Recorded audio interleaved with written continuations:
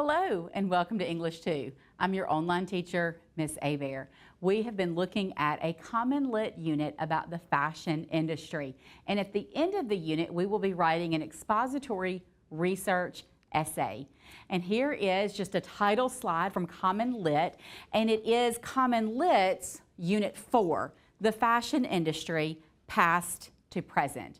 And the research question says, Frances Cabot Lowell had a utopian vision for a factory that would make profits for the owners while also improving the lives of the workers. What was his vision, and to what extent has his vision been realized since its inception? And today on our agenda, we will be looking at a new text called A Week in the Mill.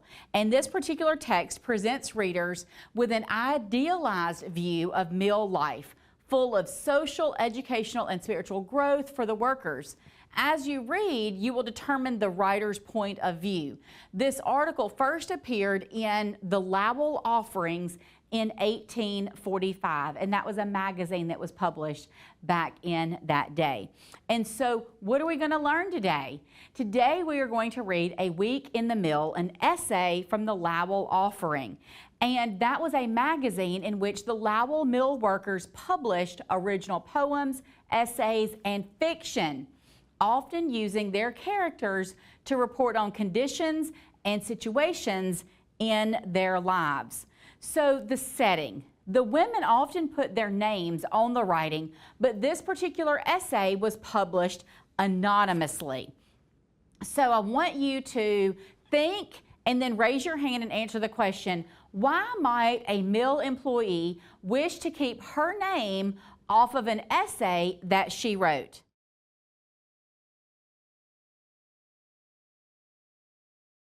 Great job. I loved some of your responses, and we're going to see if some of those are what you think at the end as well. And so as we read today, you're going to be analyzing the creator's context and identify the bias that you see. And when you think about bias, you should have had a lesson about that. That basically looks at the things that we kind of anticipate that we may have a bias towards or away from. And when we talk about bias, I really hope that the teacher in your classroom has given you a lesson about bias and how we identify biases. But we don't have time to go into that during this lesson, but I'm hoping that that will come in your classroom with the teacher that's in there. So in order to determine the point of view, we have to consider who the creator was, who the intended audience was, and why this artifact was created. And know that those are the things that we ask when we read primary sources. Well, do we know who the creator was? Not specifically, but we have a generalized clue of who the creator was. So let's look at that skill focus again. When we are reading a primary source, we have to ask, who created the artifact? What do we know about this person? Who is the intended audience?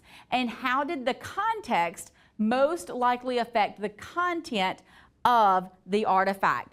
So I hope that you all have your copy of A Week in the Mill, and we are going to read the first part of this together, and then we're going to look at a couple of other pieces and parts as we go through. You will be doing a partner reading and an independent reading. So I want you right now, though, to follow along with me as we begin our reading. This anonymous article appeared in Volume 5 of the Lowell Offering in 1845. The Lowell Offering was a monthly magazine published from 1840 to 1845, featuring songs, poetry, essays, and fiction written and edited by the women who worked in the Lowell mills. It was also the world's first literary magazine written solely by women. I'm going to pause and I want you to answer the questions in the margin. The first is the creator. I want you to think and share. Based on this introduction and the title of the article, what do we know about the creator of this source? And then I want you to think and share that second question. Who is the intended audience for the Lowell Offerings?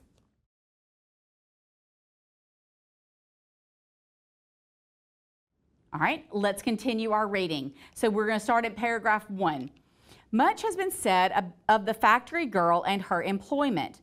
By some, she has been represented as dwelling in a sort of brick and mortar paradise, having little to occupy thought save weaving of romantic fancies, while the spindle or the wheel flies obediently beneath her glance.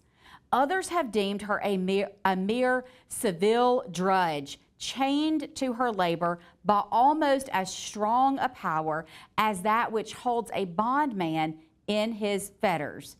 And indeed, some have already given her the title of the white slave of the North. Her real situation approaches neither one nor the other of these extremes. Her occupation is as laborious as that of almost any female who earns her own living, while it also has its sunny spots and its cheerful intervals, which make her hard labor seem comparatively pleasant and easy. Look at her as she commences her weekly task. The rest of the Sabbath, Sunday, has made her heart and her step light, as she is early at her accustomed place, awaiting the starting of the machinery. Everything having been cleaned and neatly arranged on the Saturday night, she has less to occupy her on Monday than on the other days. And you may see her leaning from the window to watch the glitter of the sunrise on the water, or looking away at the distant forests and fields, while memory wanders to her beloved country home.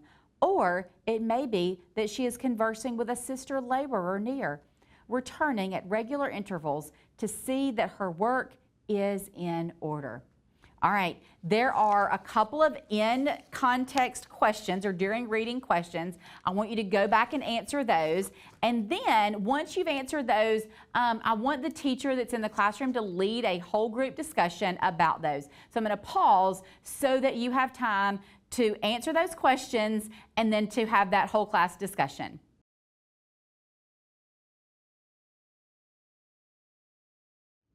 Great job. Okay, so for the next few paragraphs, it's paragraphs 3 through 5, you have a partner read. So remember that when we are answering or when we're reading with a partner, we can also answer the questions in the margins with our partner. So I'm going to pause for a minute so that you can read paragraphs 3 through 5 with that partner and answer the during reading questions.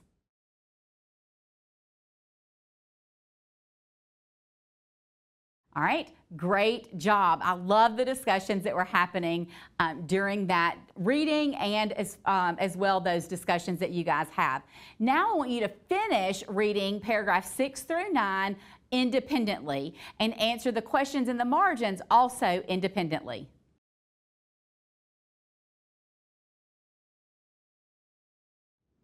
Okay, I want you now, great job, I want you now to notice that the research note-taking graphic organizer is in this packet. You will have this in every single packet that you have, but you also have one that your teacher may have given you one that you will use the whole time, or they may just ask that you use the ones that are in each of your texts.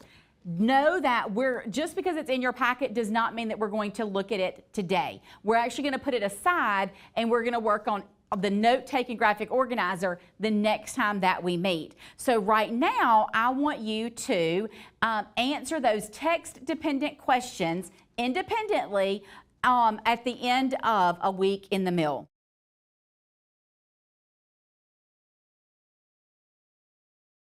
Great job. All right, now always, which I love that Common Lit has added this feature, they have added a discussion question for partners at the end of these texts. So I'd like you now with a partner to answer those discussion questions at the end of this text.